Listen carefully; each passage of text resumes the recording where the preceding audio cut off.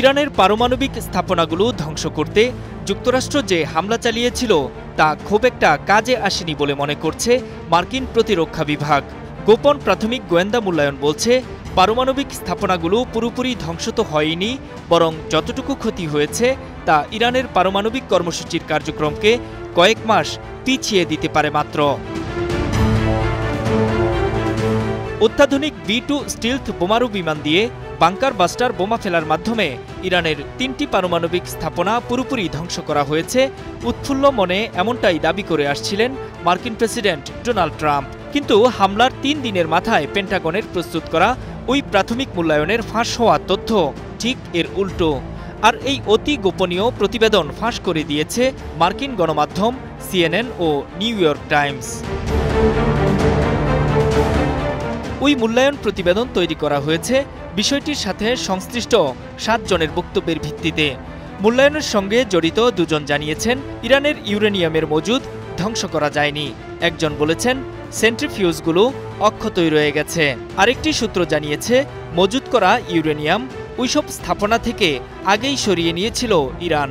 তার মতে পেন্টাগনের গোয়েন্দা শাখা ডিফেন্স ইন্টেলিজেন্স এজেন্সি বা DIA এর মূল্যায়ন হলো ধ্বংস নয়। ওই হামলার কারণে ইরানের পারমাণবিক কর্মসূচি সর্বোচ্চ কয়েক মাস পিছিয়ে গেছে। এদিকে এই সংবাদ প্রকাশের পর ক্ষিপ্ত হয়েছেন ডোনাল্ড ট্রাম্প। তার দাবি, মিথ্যা সংবাদ প্রকাশ করেছে গণমাধ্যম দুটি।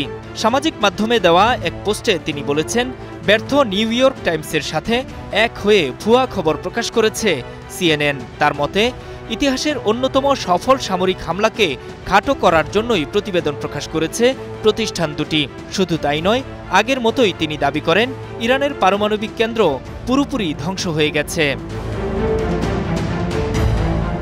পেন্টাগনের করা মূল্যায়নের বিষয়টি নিশ্চিত করেছে হোয়াইট হাউসও। তবে তারা এই দাবির সঙ্গে একমত নয়। হোয়াইট হাউসের প্রেস সেক্রেটারি ক্যারোলিন লিভিট এক বিবৃতিতে CNN-কে বলেছেন, এই কথিত মূল্যায়ন সম্পূর্ণ ভুল। এটিকে অতি গোপনীয় তথ্য হিসেবে চিহ্নিত করা হয়েছিল। কিন্তু গোয়েন্দাদের নিম্ন স্তরের কোনো ব্যর্থ ব্যক্তি ওই তথ্য CNN-এর কাছে ফাঁস করে দেয়। প্রেসিডেন্ট ট্রাম্পকে হেয় করতেই এটি করা হয়েছে। তার দাবি, যখন 14টি 30,000 পাউন্ড ওজনের বোমা কোথাও ফেলা হয় তখন সেই জায়গা সম্পূর্ণ ধ্বংস হবে, তা সবারই জানা। হামলার পরিকল্পনার সম্পর্কে জানেন এমন 2টি সূত্রের মতে, মার্কিন কর্মকর্তারা বিশ্বাস করেন ইরানের এমন গোপন পারমাণবিক স্থাপনাও রয়েছে যেগুলোতে হামলা হয়নি এবং সেগুলো এখনও সচল রয়েছে।